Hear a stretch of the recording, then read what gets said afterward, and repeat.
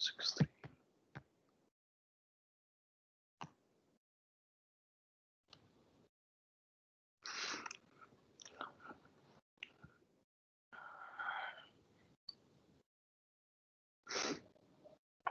Okay, let me share my screen.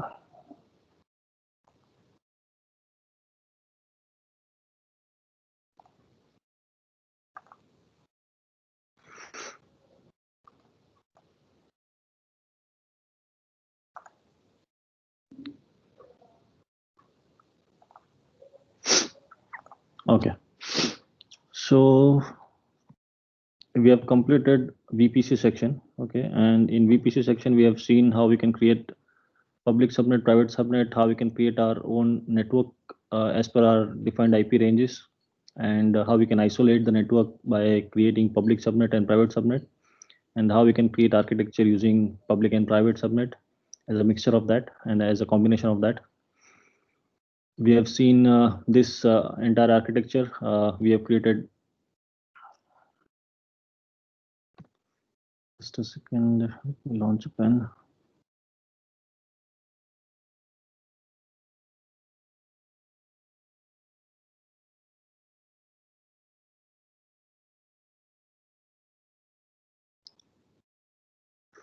Okay, so in Amazon VPC is practical. We have seen how we can create public subnet and private subnet, how we can create routing tables, how we can define access control list, how to set up a VPN, how to set up a internet gateway and NAT gateway, and how we can create an instances using our custom VPC, and how we can communicate through public instances to private instances. So this is what we have seen till now.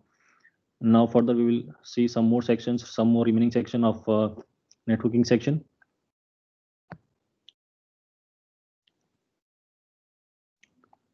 So there is one more feature called VPC peering. VPC peering is a connection, is a networking connection between two VPCs that enables you to route a traffic between them using IPv4 address or IPv6 address. So in our previous lectures, we have seen how we can create a VPC, okay, a single VPC. But in AWS, you can create your multiple VPCs as well. So whatever whatever number of VPCs you want, you can have number of VPCs in number of different regions, right? And using VPC peering, you can communicate with VPC A and VPC B. So this is an example. Here you can see in the diagram, there are two VPCs, VPC A and VPC B, and both the subnets are different. One is 10.0.0/16 and another is 172.31.0.0/16. So there are two different VPCs, and between both of them, we have done VPC peering so that they can internally communicate with each other using VPC peering connection. Instance is either VPC can communicate with each other as if they are within the same network. Once we establish VPC peering, they can communicate with each other as if they are in a same network. You can create VPC peering connections between your own VPC or a VPC in another AWS account. So this can be, VPC peering can be done with your account as well as the other AWS account as well. The VPC can be in a different regions, also known as inter-region VPC. So if you are doing inter-region VPC, if you are creating one VPC in US East 1A North Virginia, and the other VPC you are creating in Mumbai, and you can also do a VPC peering between different regions. So that is something which is called as VPC peering inter-region VPC peering connection. VPC flow log. VPC flow log is a feature that enables you to capture information about the IP traffic going in and from the network interfaces. Flow log data is stored using Amazon CloudWatch logs, or you can also store those logs in S3 buckets. You can create flow logs. You can view and retrieve its data in Amazon CloudWatch. So as we have seen, you can store the CloudWatch, VPC flow logs in CloudWatch, and you can retrieve that information from the CloudWatch logs. Logs can be created at three different levels. You can create a VPC logs for VPC, entire VPC, or you can create it for subnet level, or you can create it for an interface level. So whatever interface the network card you assign for a specific services, for that also you can have a VPC flow log. We will see all these things in practical, how we can create a VPC peering, how we can create a VPC flow logs. So there are some fundamentals about VPC flow logs. You cannot enable VPC flow logs, flow log VPC that are paired with your VPC unless the peer VPC is in your account. So if you are peering two different VPCs and if that VPC is not in your account, then you cannot enable flow logs for that. And if it is there in your account itself, then you can enable VPC flow logs. You can also tag VPC flow logs. There is one thing which you cannot do is once it is created, configuration cannot be changed. Example, you cannot associate a different IAM role with a flow log. So whenever we create a flow log, we need to create one IAM role for VPC flow log services so that it can communicate with CloudWatch on your behalf. So if you want to send the VPC flow log, all the logs can be captured in CloudWatch. Then we need to create one IAM role so that your VPC can communicate with CloudWatch without any kind of putting your passwords and everything. So by just creating a role, your VPC service can directly communicate with CloudWatch on your behalf. Traffic cannot being logged or monitored. It is for Windows instances, for Windows license activation. So if you're doing any kind of Windows license activation on AWS instances, then that traffic will not be logged. Traffic to and from 169.254, 169.254 for the metadata. So that traffic will not be logged. DHCP traffic, so whatever lease and unlease, whatever it is happening with the DHCP traffic, it will not be logged. Traffic to the reserved IP addresses for the default VPC router. So the default VPC router, we have seen that there are few IPs which got reserved, right? And out of which the one IP is for VPC router. So for that particular IP address, the traffic will not be logged. Then there is a concept called Bastion host. Bastion host is nothing but a computer which is there on public subnet and through which you can access your other AWS services or other services which are there in private subnet. So this is what we have already seen by creating one instance in public subnet and other instances in private subnet, so that your public subnet will act as a Bastion host and that will be a gateway to your other services.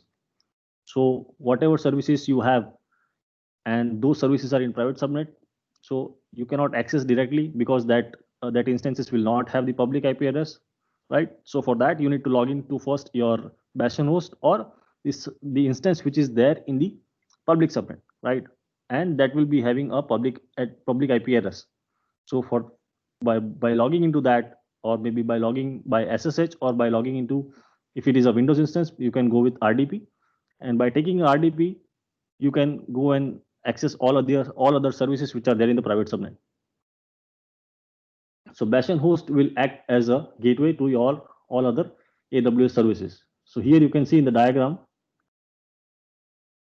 Bastion host user. So you are a user and there is a Bastion host which is created. This can be a Linux instance or this can be a Windows instance. So when we create this instance will remain in a public subnet. And there is one more instance. Again, it can be a Linux or it can be a Windows. So if you want to access this instance, which is in a private subnet, you cannot go and directly access this. So for that, you need to log into first Bastion host, which is in a public subnet. And then from there, you need to access all other services which are there in a private subnet.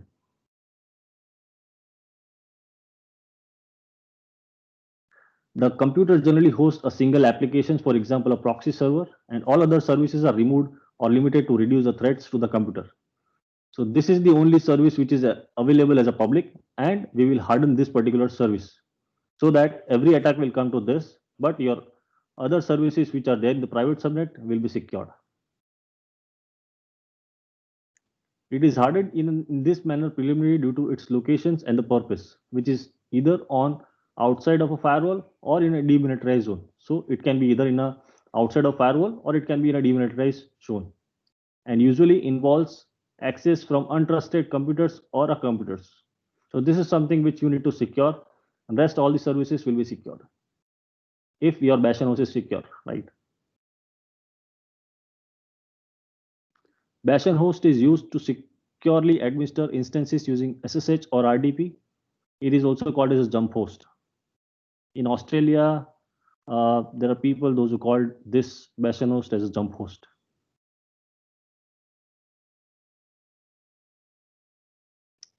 Then there is one more service called AWS Direct Connect.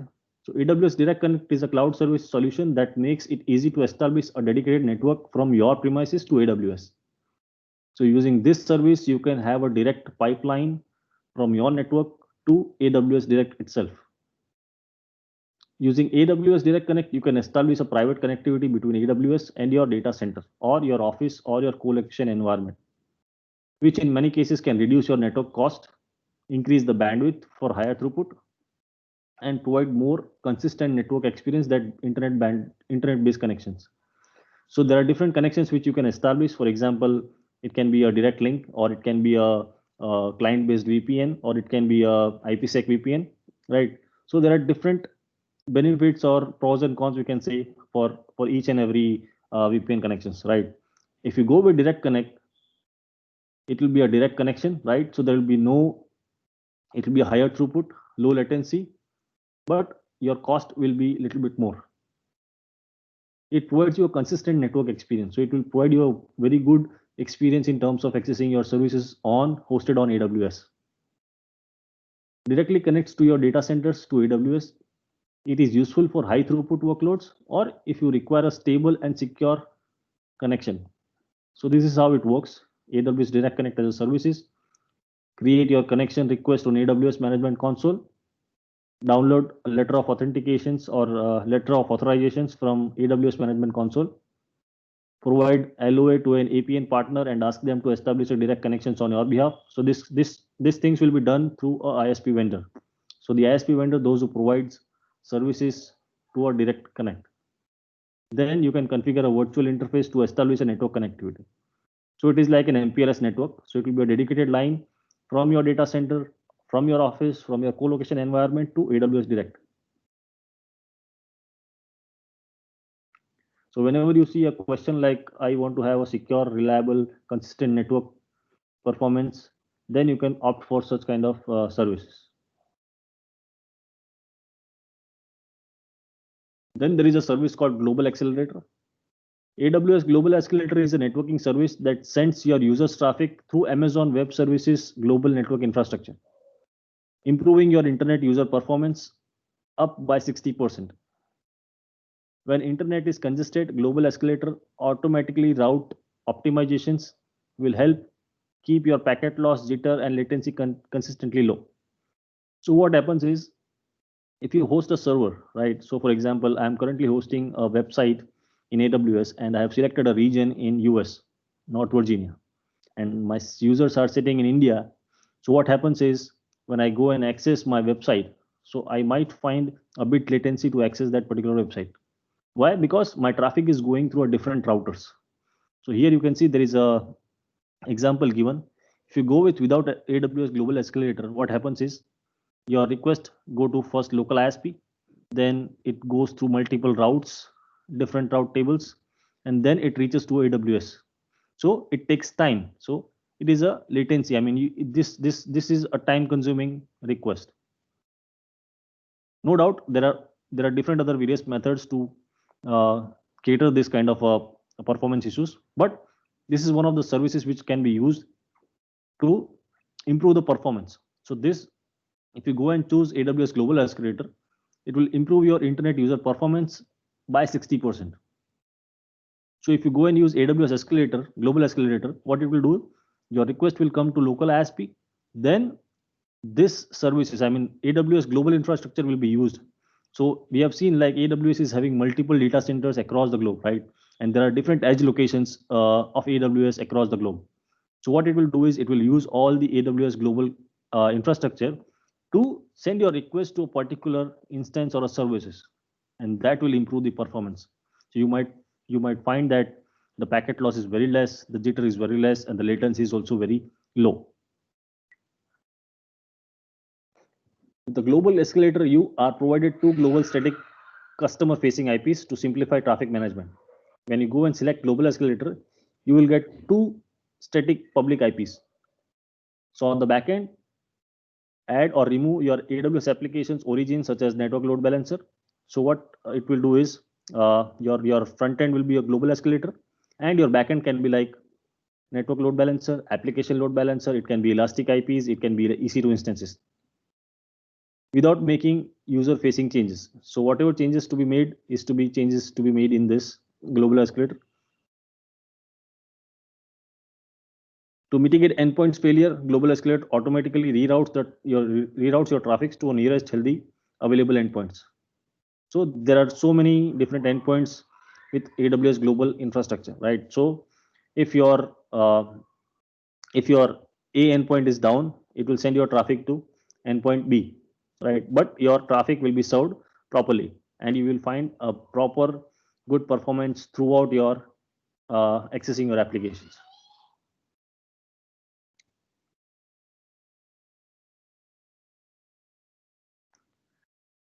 So this is also one of the example. User is accessing through a mobile device. It is your request will be coming to AWS global escalator. Two static IPs are assigned.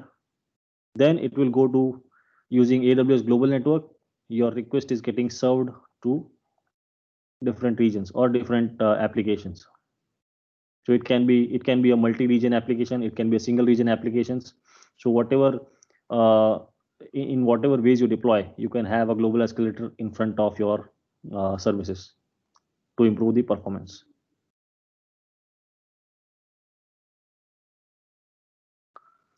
Then we have VPC endpoints.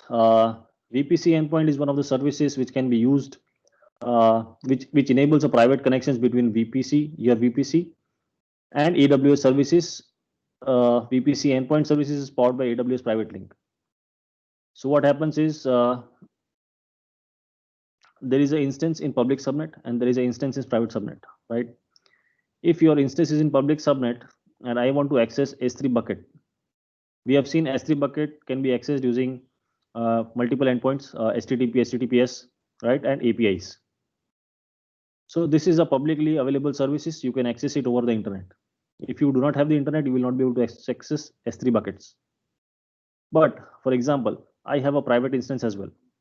And in private instances, I do not have internet gateway or a NAT gateway attached to it to this public private subnet. And I want to access S3 bucket. So what is the way? So for this, what I can do is I can create a VPC endpoint. This will be a private link to it, S3 bucket services, wherein private instances will be able to communicate to S3 bucket directly without any kind of internet connections. So your traffic will not leave a AWS network. It will not go over the internet. It will remain within AWS itself. So there is a less security risk in this way. AWS Private Link is a technology that enables you to privately access services by using private IP address. So private IP will be assigned to your private subnet as well as S3 services, and this will be a direct link to S3 services. Traffic between your VPC and other services does not leave Amazon network. A VPC endpoint does not require internet gateway, virtual gateway, NAT gateway, or VPN connections or direct connect connections. So there is no need of having internet connections, NAT gateway, anything. So there will be a direct link between private and VPC or services which you choose. Instead, in your VPC do not require public IP address to communicate with the resources in the services. VPC endpoint are virtual device. They are horizontally scaled, redundant, and highly available VPC component. So this component is highly available all the time. It will be up and running. It is very redundant, scalable, and highly available.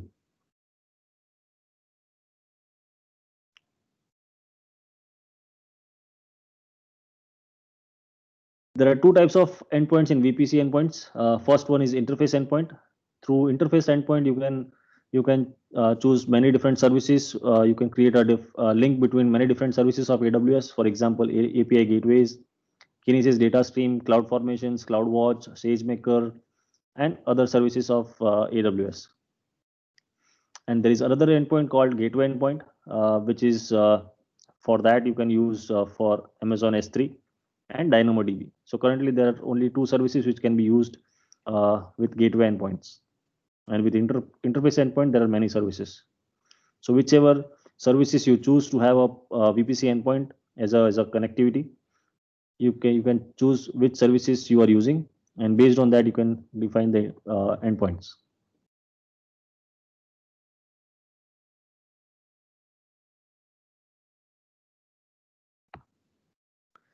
So we will again see the practical for this VPC endpoints. We will create two instances. One is in public and one is in private. We will create one IAM role so that EC2 can access S3 services directly without having secret key and access key to be added into instances. Then we will create a VPC endpoints for S3 services to access S3 buckets from a private subnet.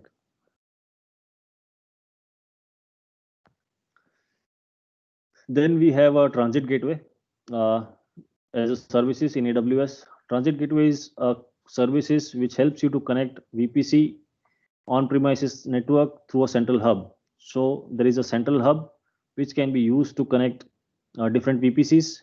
It can also be used to connect AWS Direct Connect, or it can be used to connect VPN connections, different VPCs to be connected, interconnected. So this is where you can use AWS Transit Gateway, whereas this is going to be a single hub to manage different connectivities, right? If you go and if you do not choose AWS Transit Gateway, and if you are having multiple sites, then you might be having multiple endpoints, multiple VPC peerings, multiple direct connects, or a VPN connectivity. So it is like a clumsy network, and it is difficult to manage everything, right? Sometimes we might miss something, and something might go wrong, right? So if you go with AWS Transit Gateway, and using Transit Gateway, we will get a single hub console, single console from where we can manage different connectivities. For example, Direct Connect, Amazon VPC, VPN connections, likewise. Here, complexity increases with the scale, because as and when we scale, multiple endpoints keeps on adding. So it is complex. You must maintain a routing table with each VPCs. So obviously, if we have multiple VPCs, we must be having multiple routing tables. And again, it is a big deal for managing different routes and different route tables. And connect to each on-site locations using a separate network gateways. So if you are having multiple sites, for example, one office in Mumbai, one office in Pune, one office in Bangalore, so you might be having multiple VPN connectivity or a network gateway connectivity, right? So for that, again, you have to manage different endpoints or a different route tables for that. So again, it is a clumsy network. It is a complex network, and it is difficult to manage. So for that, you can choose AWS Transit Gateway, which will be a single mode hub. This simplifies your network and put an end to complex peering relationships. It acts as a cloud router. Each connection is only made once. So once you make the connections, it will automatically start working. You do not have to keep on adding the routes again and again. With Transit Gateway, your network is streamlined and scalable. A Transit Gateway routes all the traffic and to and from each VPC or a VPN, and you have one place to manage and monitor it all.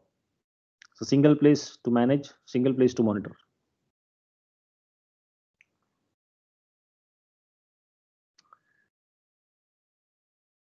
Transit Gateway allows you to have a transitive peering between thousands of VPCs and on-premises data centers. So it will be having multiple peerings. As we have seen, you can have peering between VPCs, peering between your network gateways, direct connects, a single hub to manage. Works on a regional basis, but you can have across multiple regions. You can have a transit gateway with multiple regions as well. You can use it across multiple AWS account using Resource Access Manager. So there is a service called Resource Access Manager. You can use that, and you can have you can use it across a multiple AWS account. You can use route tables to limit how VPC talks to one another. Works with direct connect as well as VPN connections. it support IP multicast. So this supports IP multicast, which is not supported by any other services of AWS. So whenever you see a question of IP multicast, the answer can be Transit Gateway.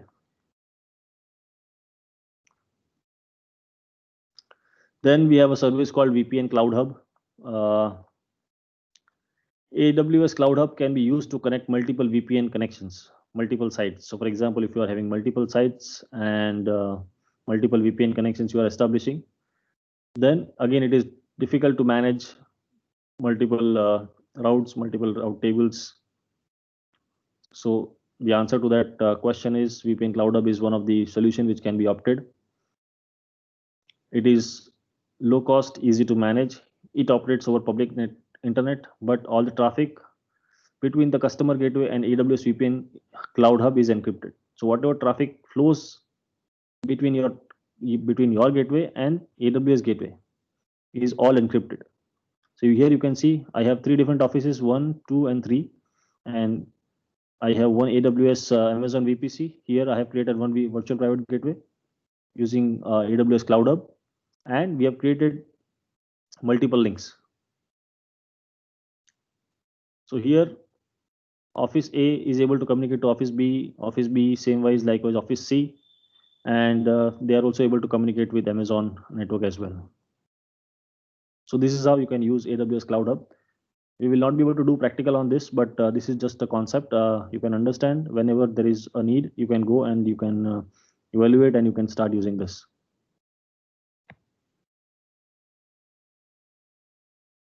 So that is it for today. We will start doing practicals. So first practical we will do for VPC peering.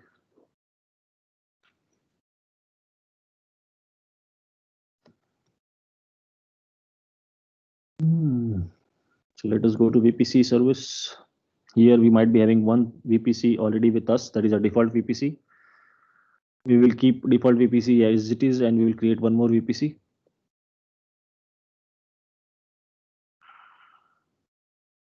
Create a VPC, my VPC 10.0.0.0/16 default network, create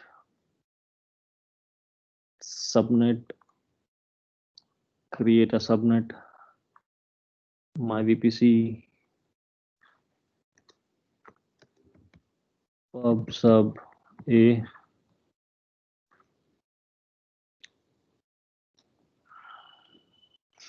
ten dot zero dot zero dot 10.0.1.0 24, add a new subnet, try sub, then again B 10.0.0.2.0/24. So what I've done is I've created 2 subnets. One is 10.0.1.0 and another is 10.0.2.0. Okay.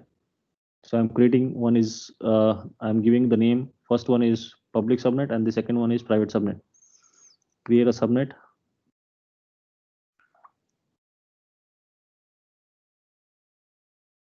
Now we will create a route tables. If you want to go and use a default route table, you can associate your subnets, newly created subnet with the default route tables, or you can create your own route tables if you want.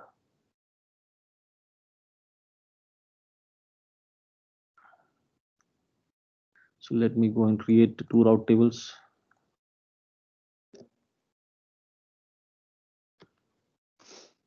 VPC create, close, create,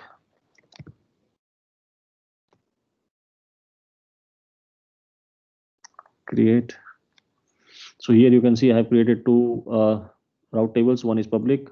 I will click on public, click on subnet association, edit subnet association, and I will associate a public subnet. Click on save. Same way I will do it for private, edit subnet and the private one and save. So here you have seen I have created 2 subnets and 2 route tables. I have associated with the respective route tables.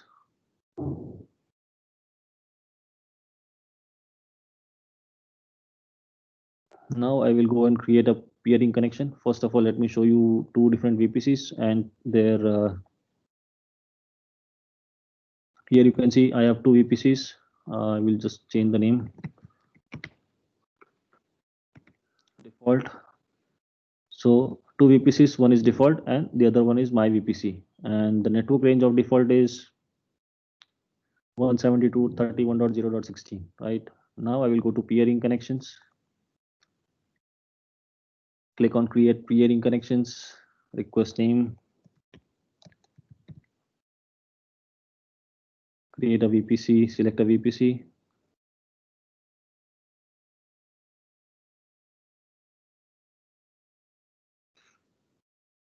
VPC acceptor. One is VPC requester and one is VPC acceptor. So there will be two VPC, right? So this will be my VPC acceptor, right? And my VPC, the VPC which I have created will be a requester, and the VPC acceptor will be the default VPC. Again, you can select on which account. If you have another AWS account, you can click on that and provide the specific details. And if you have, if you're doing it in the same region, you can choose same region. And if you have VPC in a different region, you can choose different region. Click on create peering connections. Okay. So here you can see it is pending acceptance.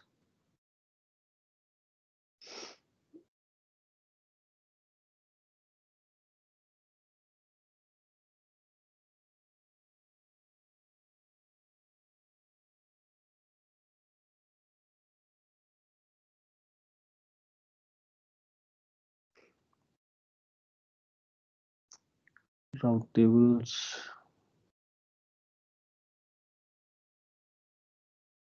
Default route table. Okay, this one. Routes. Edit routes. Just a second away. 10.0.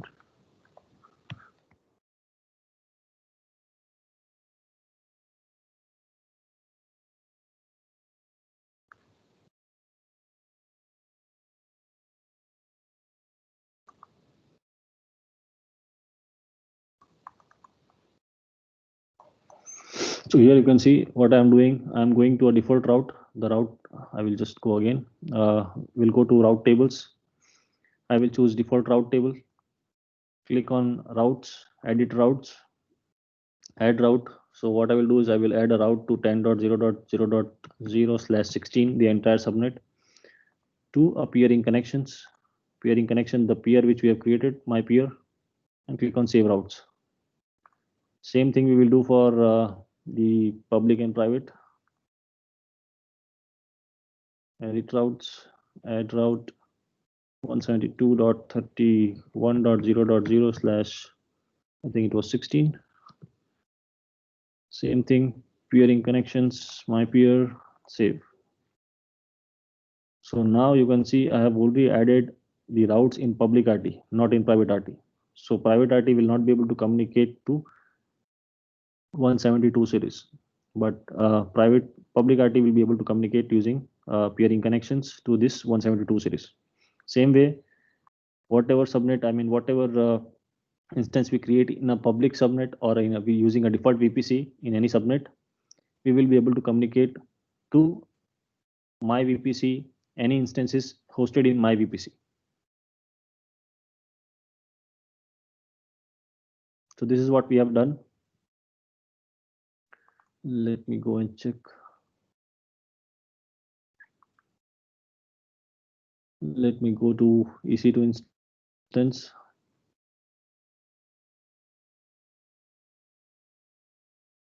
EC2 service.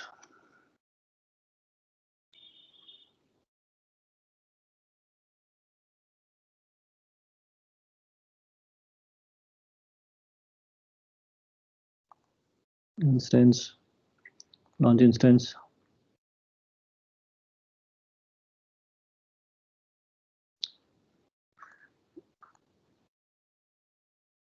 Amazon Linux.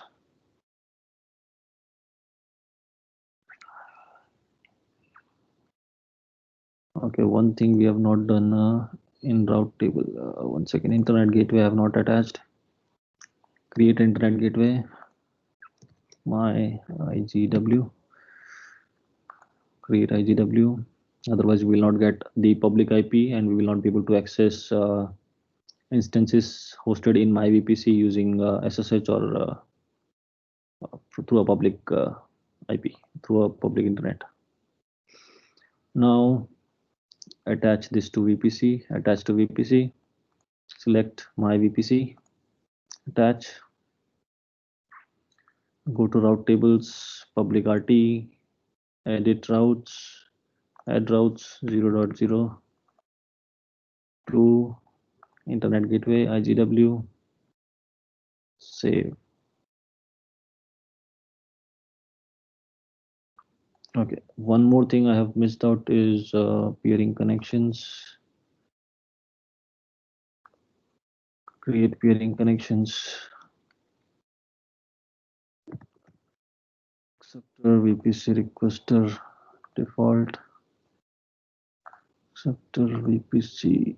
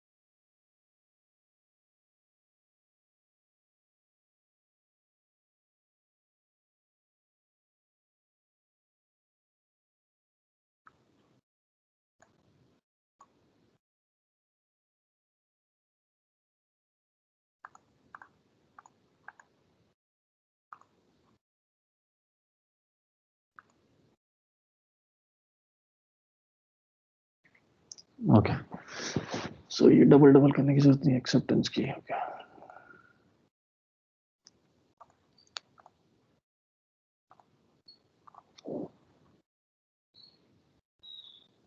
So here we have created one peering, and from here just click on action and accept the request.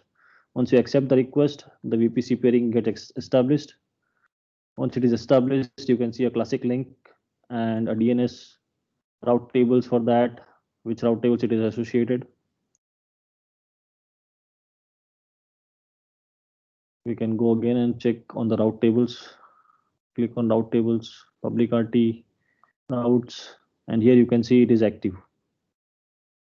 Edit routes, and here you can see it is active, right? So now we will go and what we were doing, public RT, sorry, VPC, we will go to VPC first. In my VPC, we will just enable that DNS host names. Enable DNS host name, save changes. Same way we will do for public subnet. Click on public subnet, action, modify AutoSN IP, enable AutoSN public IPv4 address, and save. Now we will launch T2 micro instances, one in my VPC and one in default VPC. Click on next. Here you can see I'm selecting a default VPC first. It can be in any of the subnet. I don't have any problem. Then click on next. Click on next. Next. Security group select. Then I will choose my first instance security group. Here we have allowed 22 port. Okay. Next. Launch. My first instance key pair I already have. Click on launch. Okay. Now we will launch one more instance. Same Amazon Linux. The settings are as it is. Next. Now this time I will choose my VPC, and here subnet will be public subnet, because in private subnet we have not given any kind of routes to the VPC to default VPC, right? So it will not able to access or not able to ping any services hosted in a default VPC. So we will choose public subnet first, and from public subnet, using this instance, we will again log into a private subnet instance, and then we will also see what happens. Next, configure security group. I will go with my default, existing security group. Okay, here we only have one security group attached to this particular VPC. Let me create one more my SG. Here also I will allow SSH port. Next, let me allow ICMP as well.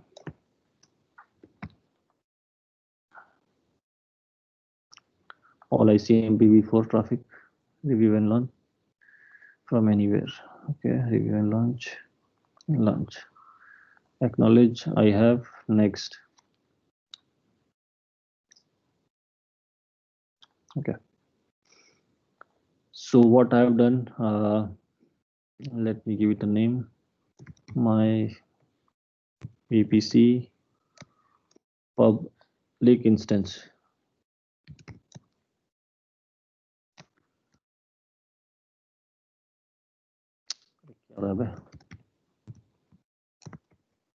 A VPC public instance, and this one default VPC public instance.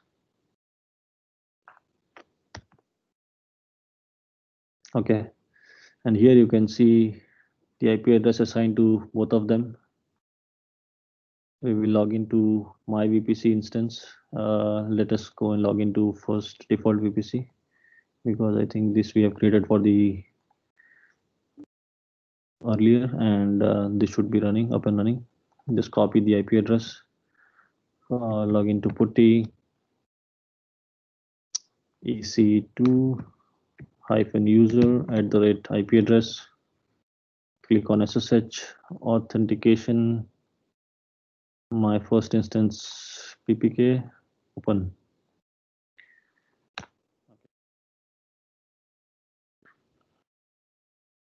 Now here what I will do is I will try to access another instance which is hosted in a totally different subnet. We'll try to access or try to ping first using the private IP address. So let me ping. So here you can see my IP address is 172.31.90.22, but I'm able to ping 10 series IP address. How this happens? Using VPC peering connections. What we have done, we have created a private link between two different VPCs, and because of that VPC peering link, they were able to communicate with each other, right? So this is how you can design your architectures, use VPC peering if your VPCs or if your services are in different VPCs, and if you want to have a communication between them. So this is how this works. You can see ICMP is working. Why ICMP is working? Because we have allowed ICMP protocol in security groups. Same thing if you want to go and SSH EC2 -user @ IP address. This will not work because we have not okay, I have not given the name 10.0. What is the IP address? 10.0. PPK file. I'm not giving a PPK file, so it will not access. Here you can see this will give the alert, and here the error you can see permanently added, but it is permission denied. By because we have not given a PPK file or the proper authentication key for accessing SSH. But you are able to access this services using peering connections. Same way, if you go and try to access, if you go and log into let me go and log into this one.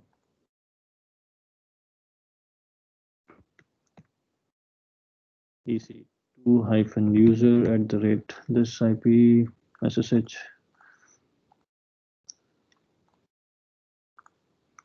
Okay. Okay, now I will go to the default VPC and check the IP address, what IP exactly we got using default VPC. It is 172 series. Let me try to ping. Here you can see I'm not able to ping. Why? Because in ICMP protocol it is not allowed. Let us go and check the security group. And here you can see port 80 and port 22 is only allowed. I will go to the security group, click on edit, click on add, ICMP IPv4 from anywhere, and click on save. Here you can see after we enabled, we started getting communications. We started getting response on ICMP request, right? So this is how it works. This is how VPC peering works. કોઈ question, Amit? ના અત્યારે કઈ નથી. એટલે આપણે એક default કર્યું ને એક આપણે જાતે બનાવ્યું કસ્ટમ, એ બંનેને આપણે બંનેના કનેક્શન જોઈન કર્યા. હા, ડિફોલ્ટ VPC અને કસ્ટમ VPC બંને વચ્ચે link create. Okay, using VPC peering. VPC peering અહીંયા તને બતાવશે. Yes, okay. Once we go and delete this, delete VPC peering, delete, it is deleted. Now if you go and check the route tables, default route table, and here in edit routes, click on routes. Here you can see it is going black hole. And I'm not appearing. Okay. Now if you go and try to ping, it will not work. બંને instance મારા અલગ અલગ જગ્યા પર છે, બંને અલગ અલગ VPC માં છે, બંને અલગ અલગ નેટવર્કમાં છે, and I am not able to access any services. Okay. Okay. Black hole means it is not going anywhere. It is going in the round and round robin full goal for the. Okay. Yes. Same way we need to go and remove the routes from public RT. Here also it will see black hole. Click on delete, save routes. Okay. ठीक છે, આ સમજ પડી ગઈ ને? કોઈ question નથી ને? નહીં. Let me go and remove the instance from default VPC first. Default message jack instance, terminate instance, terminate.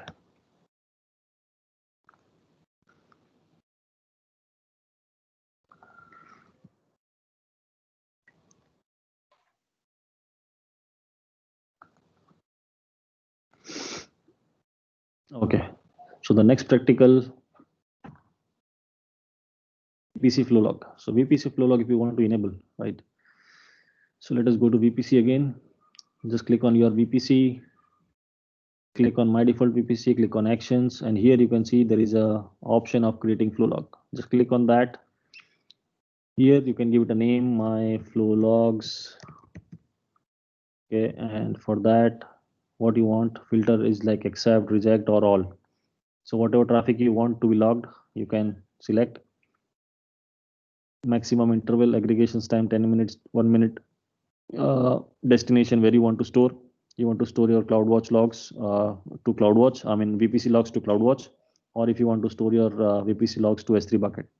So if you want to store to S3 bucket, you need to provide ARN name of the bucket, so that it will be stored directly into the bucket, and then using any of the services, analysis services, you can go and analyze your VPC flow logs.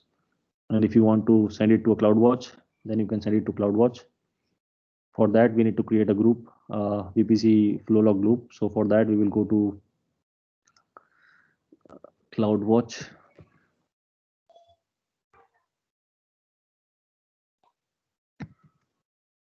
CloudWatch.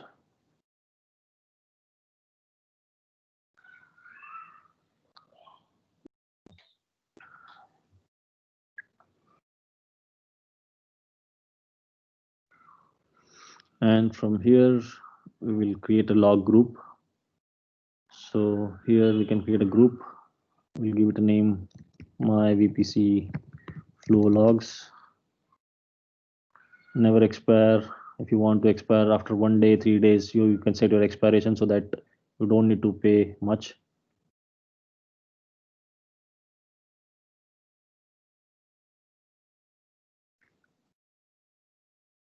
I will select 1 day, click on create.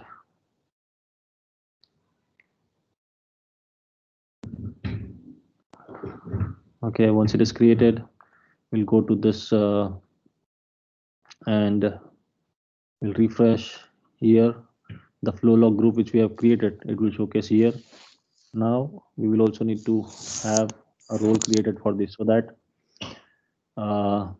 it can VPC will be able to access CloudWatch directly without giving any kind of username and password, right? So for that, if you have roles already be created, you can select that. If you do not have, you can set up the permission. Just click on this. It will open a new tab, or if you, it will open a new window, and from there you can create a specific role.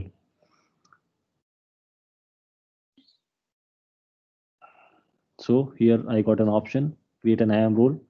I will give it a name, flow log roles. Policy, here you can see which permission it is giving. It is giving a permission of creating log group, creating log stream, describe log groups, describe log streams, put log events, right? And effect is allow resources star, all the resources in this. Click on allow. This got successfully created. Again, go to VPC, click on refresh, and here we can see the IAM role which we have created, flow log roles. In what format you want, in AWS default format, or if you want a custom format, you can write your attributes and it will be stored in a custom format. We'll choose with AWS default format. You can give it a name tag. We can click on create flow logs. So this flow log got created.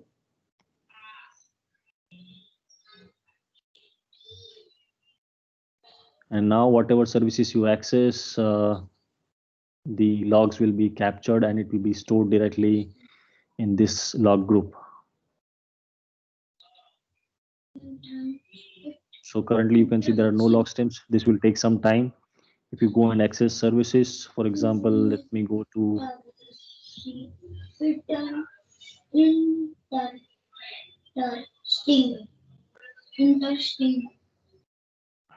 Amit, mute करो ना. Interesting. Let me go to instances, my VPC instance. Let me try to go and access this. So once I go and access this, it will have some logs and it will get captured and it will be stored directly to EC2 -user @SSH authentication. My first instance open. Okay. So I'm accessing my instance which is there in that particular VPC. I got disconnected again. Let me go and check and refresh the CloudWatch whether anything is there or not.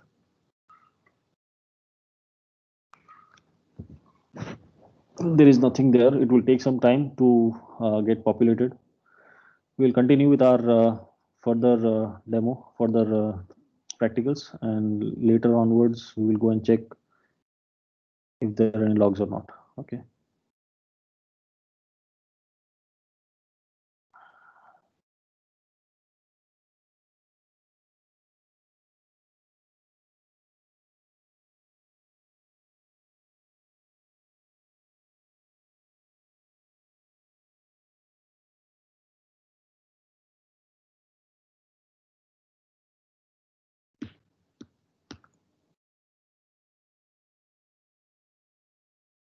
Okay, there are no logs. We will wait for some time and then it will be populated. So this is how you can create a VPC flow log by clicking on VPC, click on actions and creating flow logs, right? The next practical is for Bastion host. Bastion host we have already done, right? So we will log in first to public instance, and after you logging into public instance, we can go to any different services which are there in the private subnet. So this is something which we have already done in our previous practical of public and private subnet. Direct connect, we will not be able to do a practical on this VPC endpoints. So now let us go and do a practical on this VPC endpoints. So for that, what we will need one instance in public subnet, one instance in private subnet. We will try to access S3 buckets from public subnet, and same thing we will try using private subnet.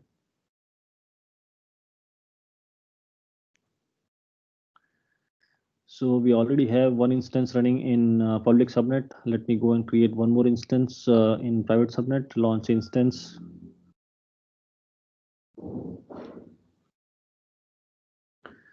Amazon Linux, next.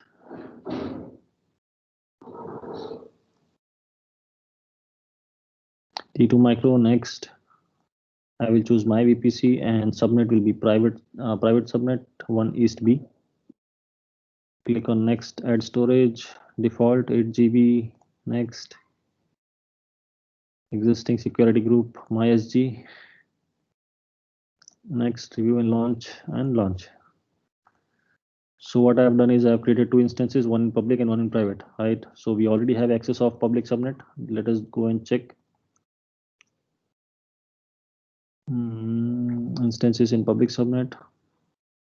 Grab the IP address, copy. I think we already have, right? So putty, no, I think we don't have. Again, click on putty ec2-user at the IP address. Sorry, I have copied local IP instead of public IP. Click on SSH, give the authentication key, myauth, open, click on open. So now to access S3 bucket, we can use AWS CLI commands, AWS S3 ls. So here you can see unable to locate credentials. You can configure credentials by running AWS configure. So if you want to go and access S3 services, we need to provide certain credentials, and you can create credentials from IAM console, right? So let us go and create credentials. Which credentials you want to use?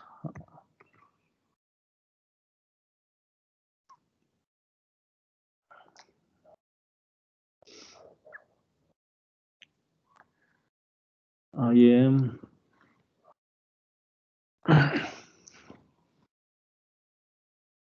Click on users.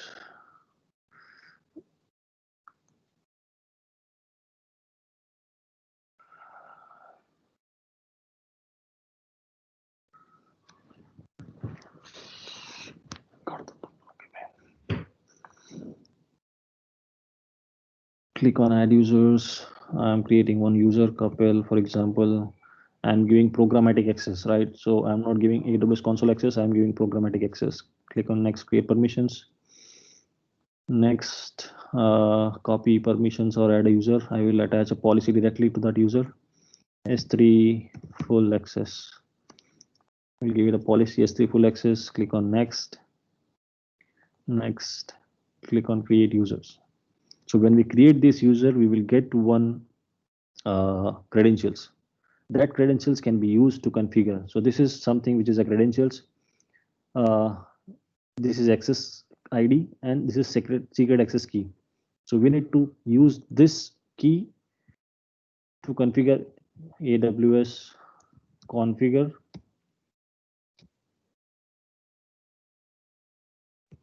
When we click on AWS configure, we need to provide secret access key and access key both.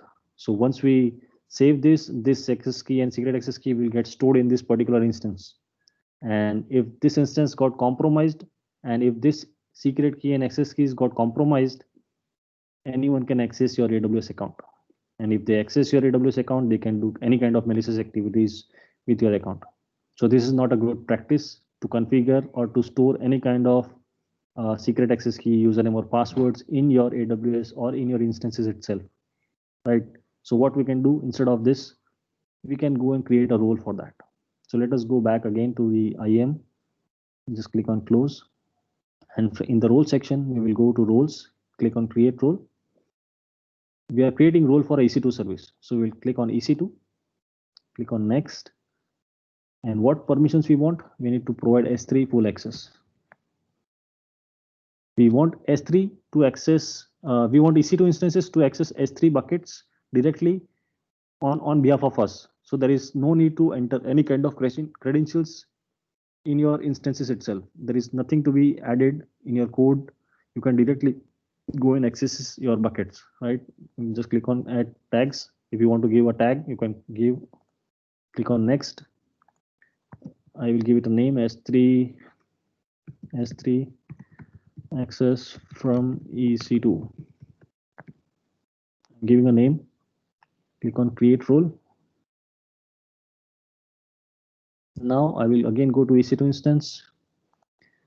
I will select my instance, click on actions,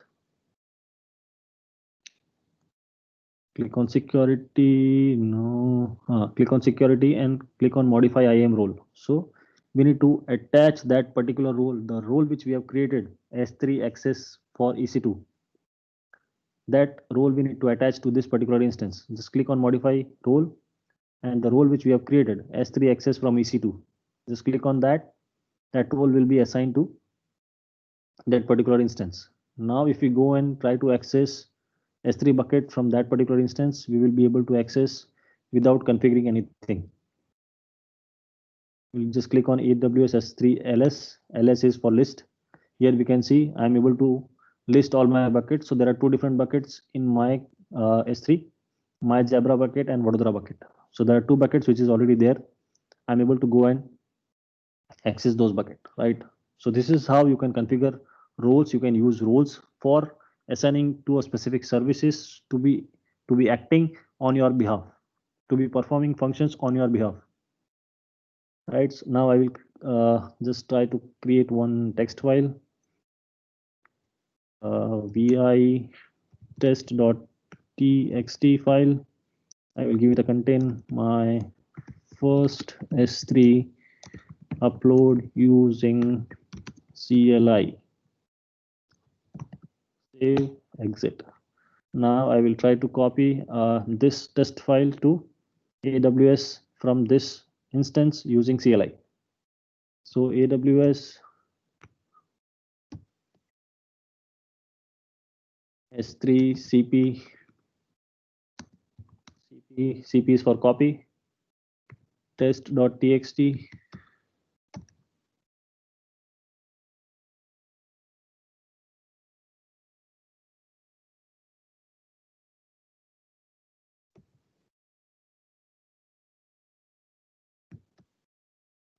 Let me change my privileges. Sudo ls, sudo su.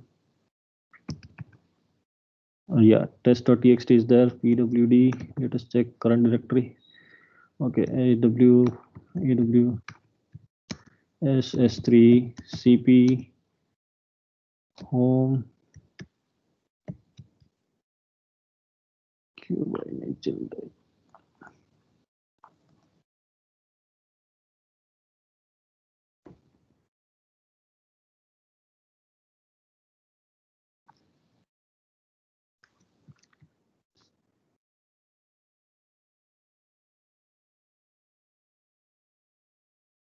S3 colon bucket name, my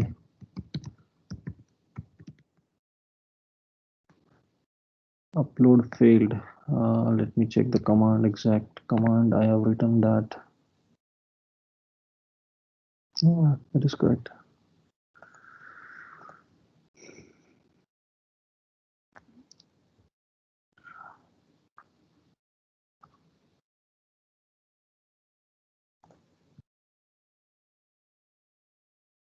Okay, I have not selected the object name test.txt. So here you can see I have uploaded test.txt successfully because previously I have not given the file name. I have only given the folder path, but not the name of the file, name of the object, right? So what I have done, I have copied test.txt to my Jabra bucket on S3. So this is how you can use CLI, and this is how you can use roles. Now we will go and check whether our instance is up and running or not. So same thing, the instance which we have launched in private subnet, we will click on that. We will give the same role to that so that there is nothing to be configured. There is nothing we need to configure as a part of username and password. Go to click on security, modify IAM role. Click on S3 access from EC2 instance. Click on save role. So now This instance in private subnet is also having a same role, so that it can go directly and access S3 buckets, right? Let us go and check. Let me first copy my PEM file to this desktop. My first instance, edit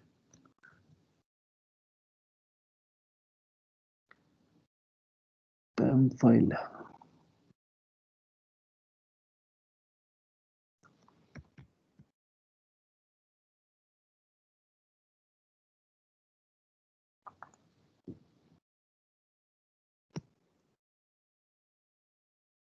Okay, my first instance key pair, click on Notepad, copy this.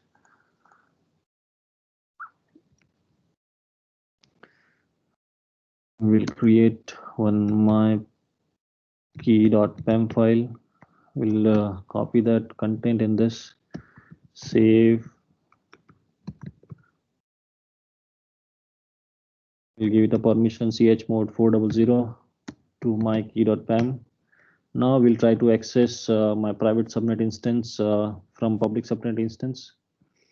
We'll just click on my private subnet instance and check the private IP address. It is 10.0.2.168. Just copy that IP address, ssh-i my key.pem ec2-user @ IP address. Yes, here you can see I am there in the private subnet instance. Now I will try to access AWS S3 LS. It will not display anything because this instance is not having any access to the internet. Okay, we have not given any kind of NAT gateway as well, so it will not be able to access S3 services directly, because if you want to go and access S3, you will require internet connections, right? But there is one more service. If you do not have internet connections, then we can use VPC endpoints. VPC endpoints, we will create one endpoint directly, a private link between VPC and S3, so that all the S3 buckets can be accessed through EC2 instances using a AWS private link. Let us go to VPC, click on endpoint services, click on create endpoint service.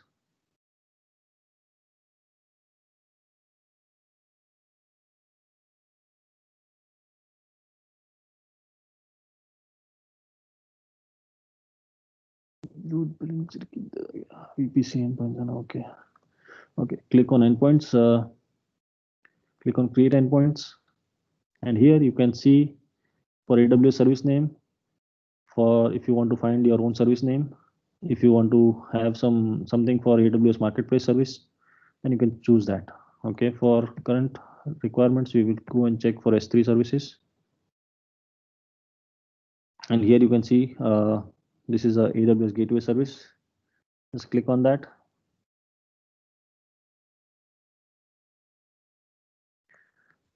My VPC, what kind of accesses you want to provide. So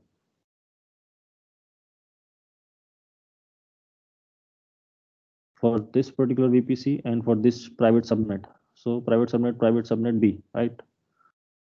What kind of access you want to give? You want to provide full access or you want to provide custom access? So if you want to provide a custom access, you can create your own policies. You can write your policies in a JSON format and you can paste it here, right? And based on that permissions only, it will be accessed.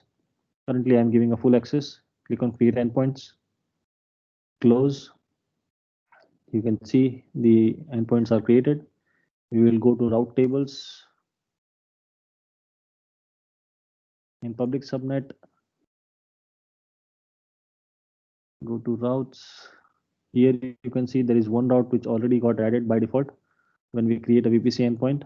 So this is the endpoint to access S3 buckets, and using this VPC endpoint services, this got routed, right? So this route already got added by default when we created an endpoint.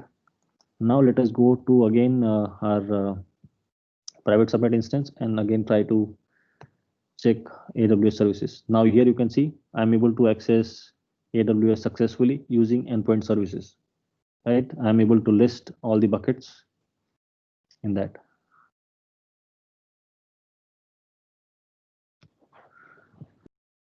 Clear, Amit? હા yes. ઘણી બધી services છે આમાં, બધી બહુ services છે ઢગલાબંધ. Okay, once you are done, just go back to endpoints, action, delete endpoints, delete.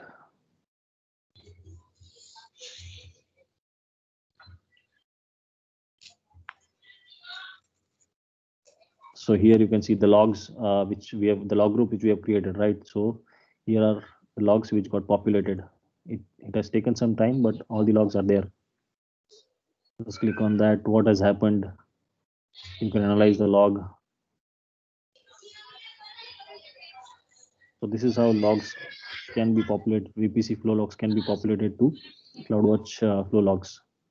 And if you want to store this in S3 bucket, you can have that to be stored in S3 bucket as well.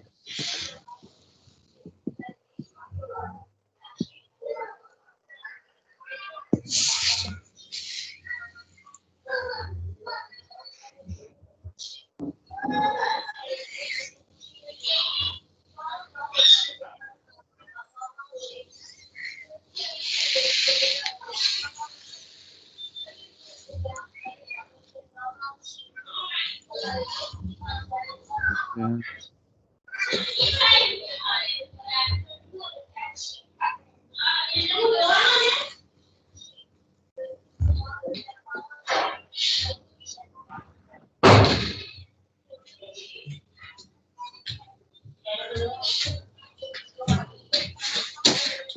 Oh,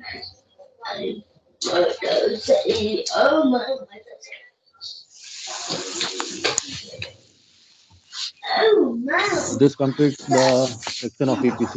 So VPC માં બધું આવી ગયું for which is required for the AWS associate level. બરાબર છે.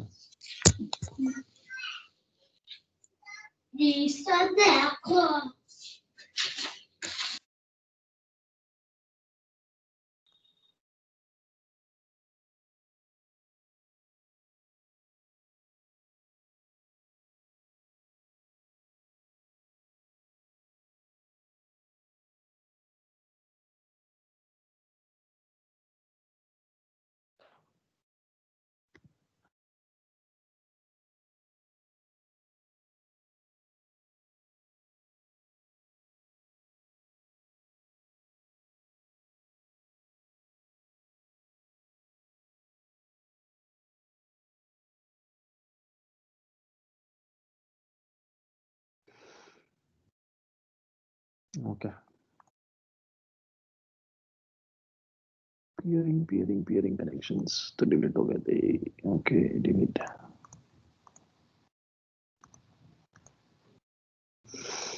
Okay. That is it. Bye for today. Any questions you have, you can ask, or we can wrap up the day and let us continue tomorrow. Okay, કાલે check કરું એકવાર practical, પછી કહું તમને. No problem, sir. હે ને? હા, સમજ તો પડે છે ને પણ? ઓકે, હા હા હા, પડે છે પડે છે. ઓકે, હા, ચાલો તો ગુડ નાઇટ. good night.